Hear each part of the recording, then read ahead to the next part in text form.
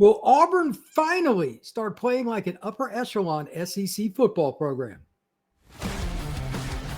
Locked On presents The Portal, the daily podcast covering college football recruiting and everything NIL. Part of the Locked On Podcast Network. Your team every day.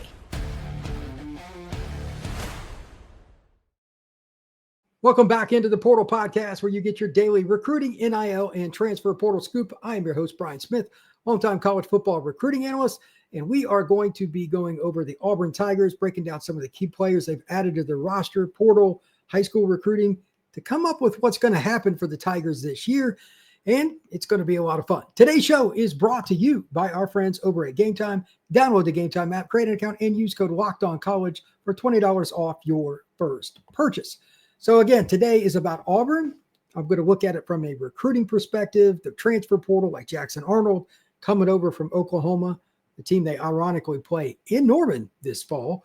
We'll talk about their schedule, the pitfalls possibly for Auburn to get back to being an upper echelon SEC team, and then just the little nuances at positions. Cam Coleman, Eric Singleton, which guys are going to be able to make the biggest noise for the Tigers against a quality schedule, but one that is not the top of the board for the SEC. It's not Oklahoma's. It's certainly not Florida's. This is a schedule that is manageable. And Auburn's win total by FanDuel is 7.5. That's gettable. Like if they finish 9-3, would it shock me? No. But they have to, and this is the number one theme before I even go down my list. I've got 12 questions. They have to stop playing down to the competition that they're on the same field with. Too many times in the last 5 years, Auburn has laid an egg in games where they should have won. If they're going to take a step forward this year, that is the first priority. And I'm not even going to bring it up any further. It's just obvious. So without further ado, let's start with number one on the list. And this is not particularly in any order other than this first one because it's the quarterback. Is Jackson Arnold going to be not just a good player, but is he going to be the guy to make the right decisions at the right time? That goes beyond passing the football, by the way. So again, is Jackson Arnold going to make the right decisions for the Tigers? I've heard mixed results on how he's done from spring ball until now. But overall, sounds like he's had a pretty good fall camp. Certainly has a lot of weapons. I mean, they've got a ton of good athletes at wide receiver. There's no excuse for them not to be one of the more dynamic teams, not only in the SEC, but college football at the wide receiver position. Singleton is a big part of that. The transfer from Georgia Tech, getting him out of the transfer portal was great. But let's be really clear. This team is going to be looking to get the ball to Cam Coleman, the sophomore out of Central High School in Phoenix City, Alabama, a little less than an hour from Auburn's campus. That's the guy. If he's not on the same page with Jackson Arnold from start to finish this season, the chances of going 8-4, 9-3 or better are out the window. So I say again, will Jackson Arnold make the right decisions? Part of those decisions are, Cam looks like he's covered, but it's a deep ball. If I throw it high, what are the chances? You got to get him the ball. I'm going to grade Jackson Arnold as much, if not more than anything else, finding a way to get Cam Coleman the football in big situations. Nick Saban once said about play calling, especially on third down, it's not the play here that I'm concerned about that we're running. It's, are we getting the best player the ball?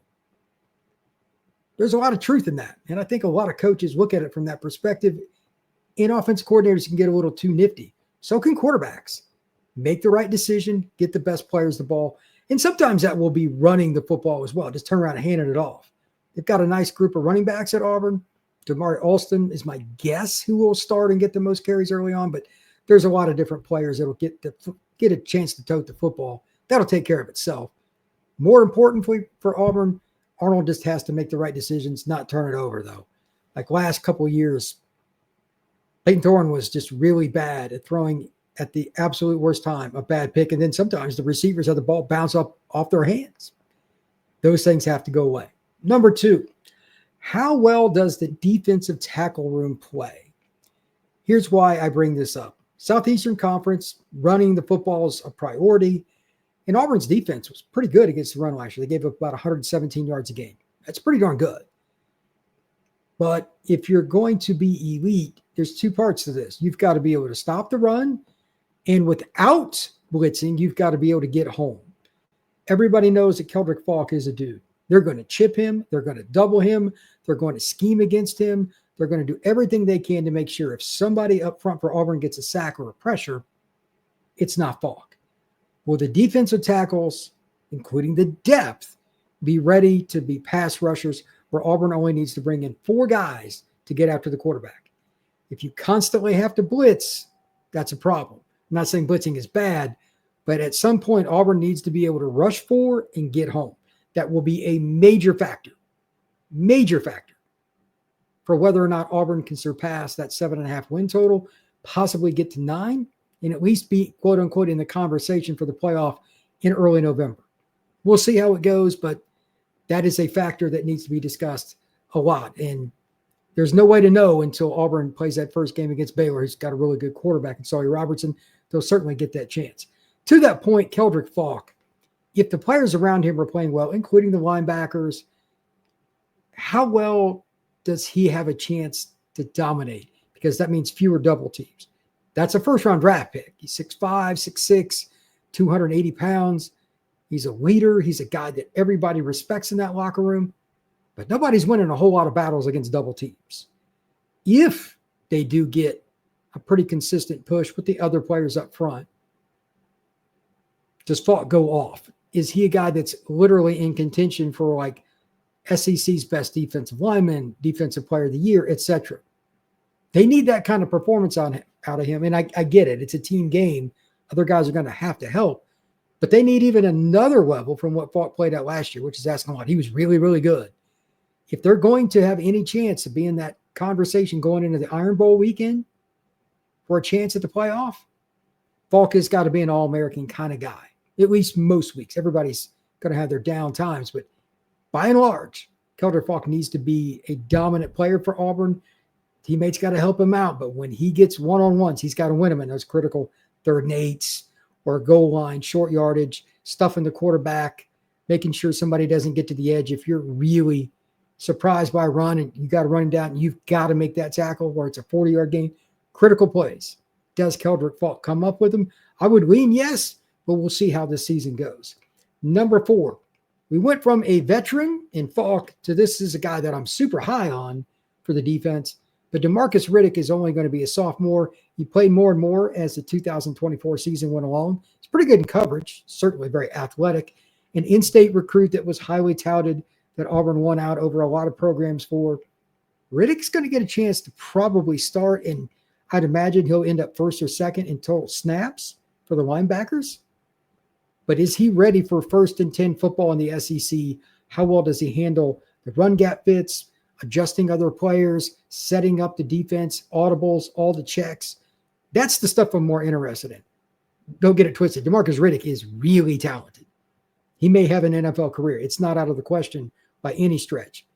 But it's going to be the stuff above the shoulders that dictates whether or not he's ready, not only to help Auburn a ton,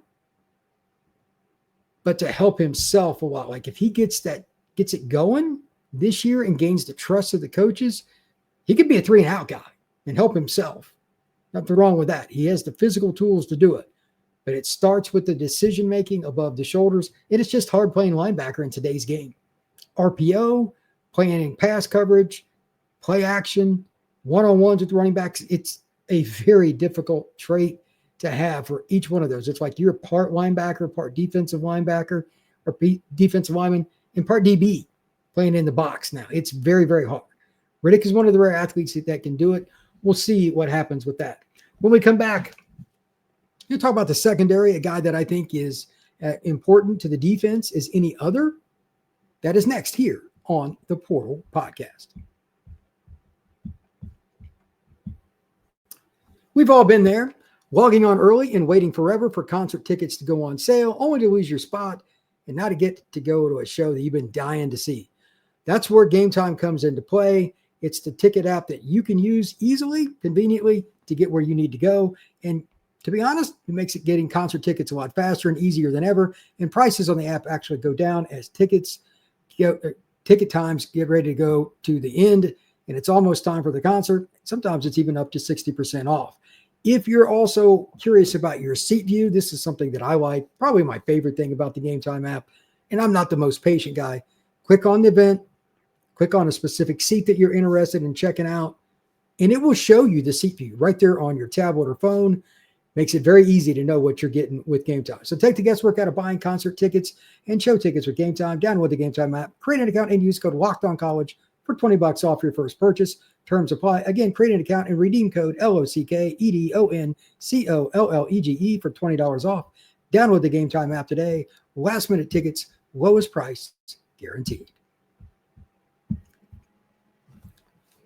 Thank you once again for making the Portal Podcast your first listen each and every day here on the Locked On Podcast Network, giving you all the latest information on what's going on in college football, recruiting, transfer portal, how those guys that have joined teams in the last 6-8 months are going to impact the win totals for this fall. We're going to be breaking down a lot of teams. Today is Auburn, but we got many more to go before the season gets rolling. So let's kick back off here with more questions about Auburn and a secondary member that I think is very important. Will Kayin Lee, the junior out of the Atlanta area, be that impact corner that really changes games? He had a few plays last year that were great, but he missed a couple of interceptions too. Being clutch, can't drop them. You can't have those things happen. You're going to get beat sometimes in the SEC because everybody's got good talent, and a lot of teams got great talent. But can he take that next step forward? They got Jake Crawford at the other corner. It could be one of the best corner combinations in college football. But those critical moments, it's not effort, it's not strength, it's not speed, it's not want to, it's just making the play. And again, if you've got a chance at a pick, you got to catch it. Same thing with Crawford and every other player in the defense.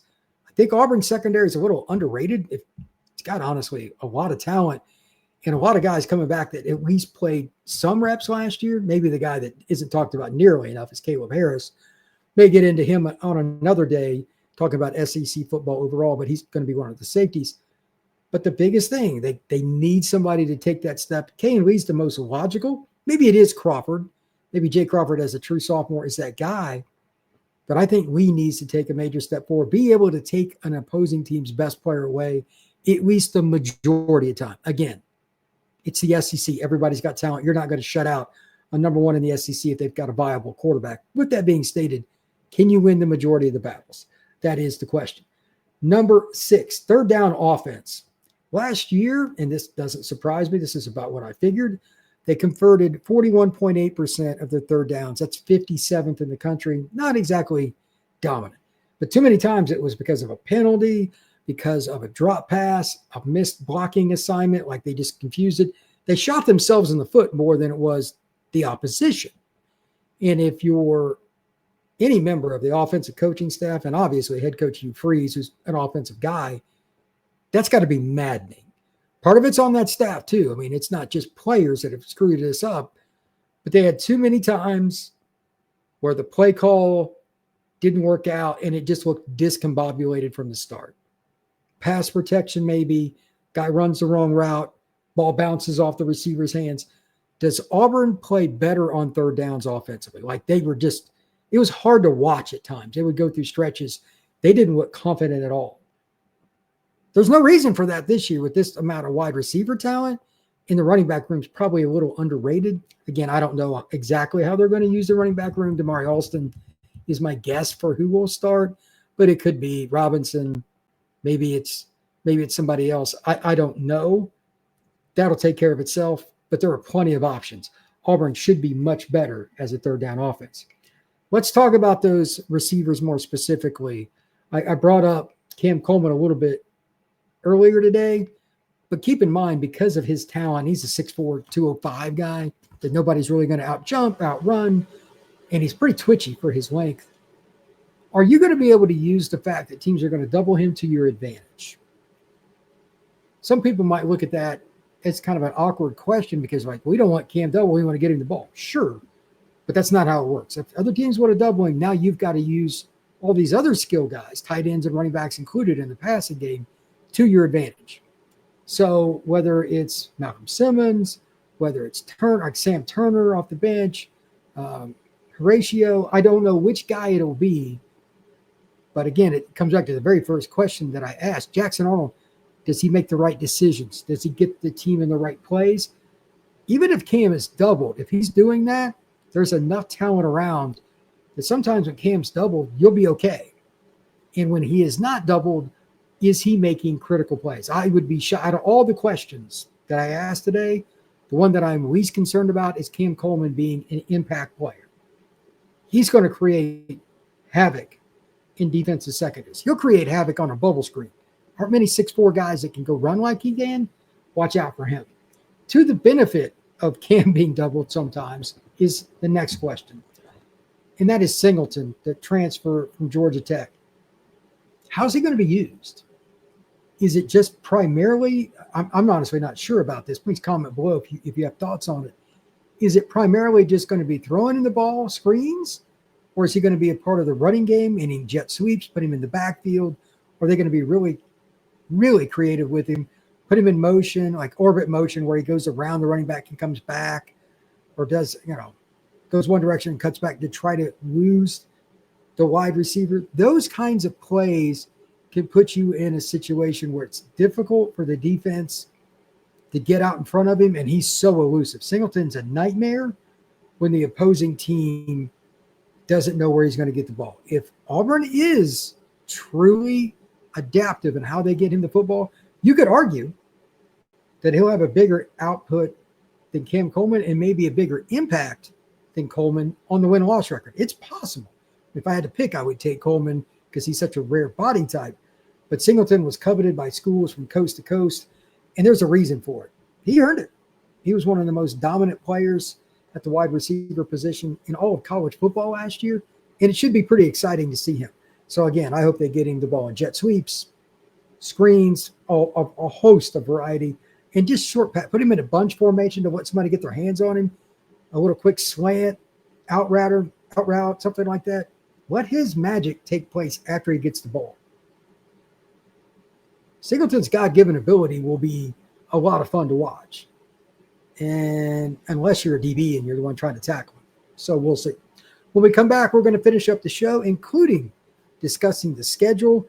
It's pretty interesting because Auburn's got a stretch that's difficult, but if they can get through that doing pretty well, they got a chance to be in the playoff conversation come November.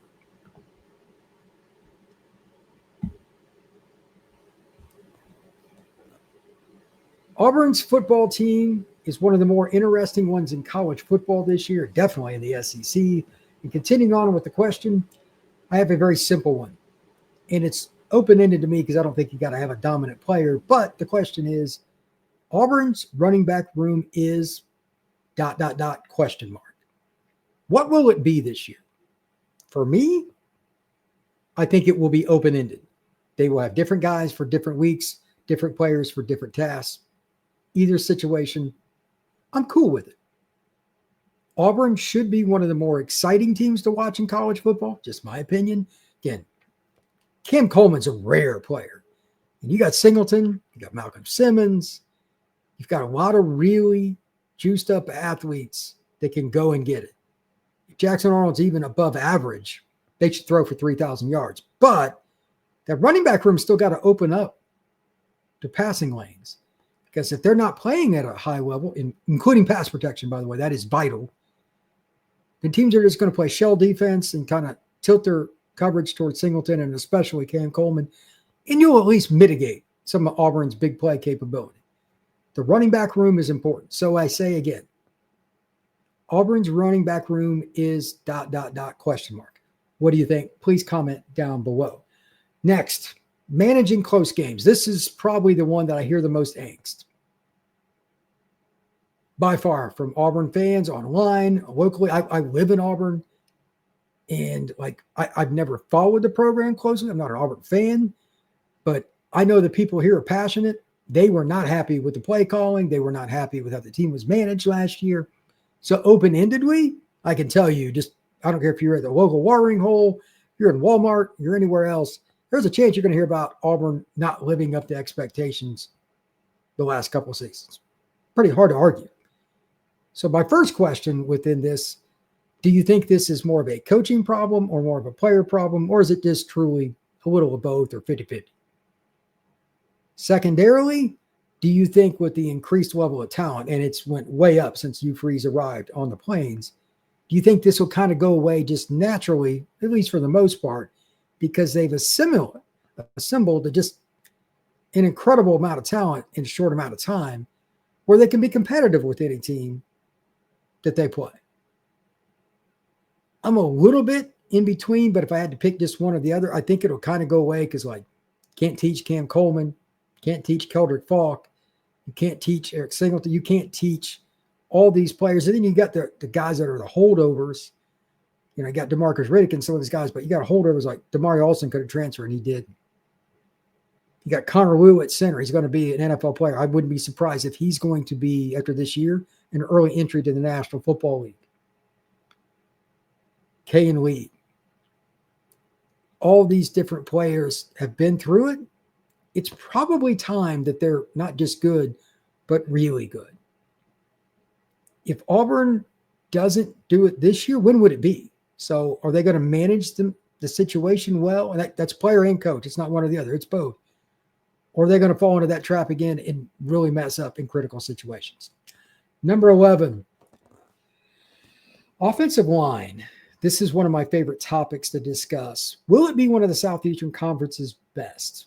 I think Bama, A&M, those would be the two, maybe Florida, that I would put up there at the highest. Auburn's is at least in that conversation. They've got a pretty good group. And Connor Lew, he's a pretty darn good guy. Xavier Chaplin, got a ton of size, ton of experience. They're all juniors, seniors, or fifth-year seniors. There's no reason for Auburn's offensive line not to be really good. To that end, it's going to be important that it stays healthy. I don't know if the depth, they got a lot more depth than they used to, but if they've got much depth that's really ready to play at an upper echelon. Not many teams got more than 5 guys that are ready. But I think this is going to be conservatively a top 5 to 7 O-line in the SEC, possibly within the top 5.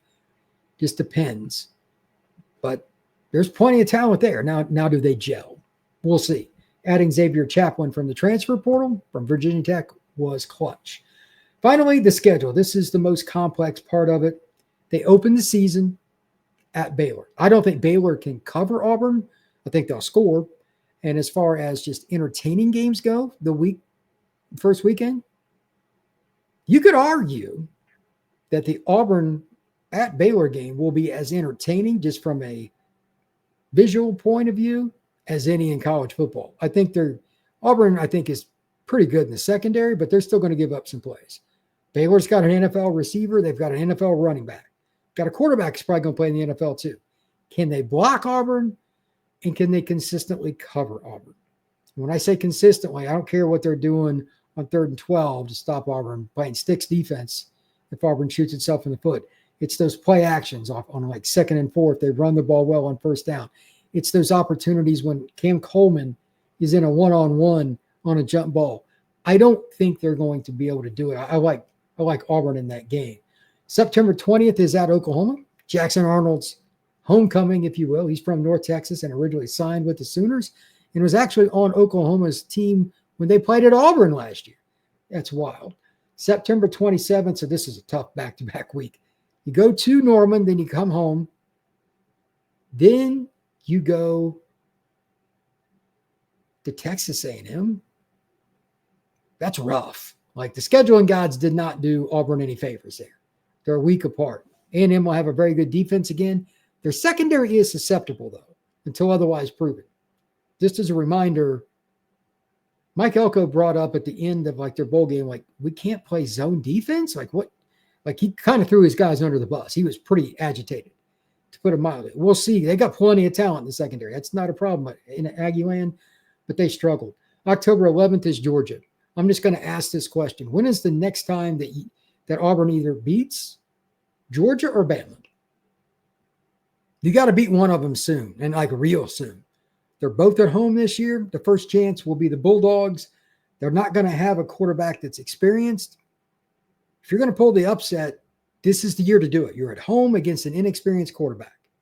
Now, they got a lot of talent, and they're potentially a national title contender. I don't see why you wouldn't consider them that.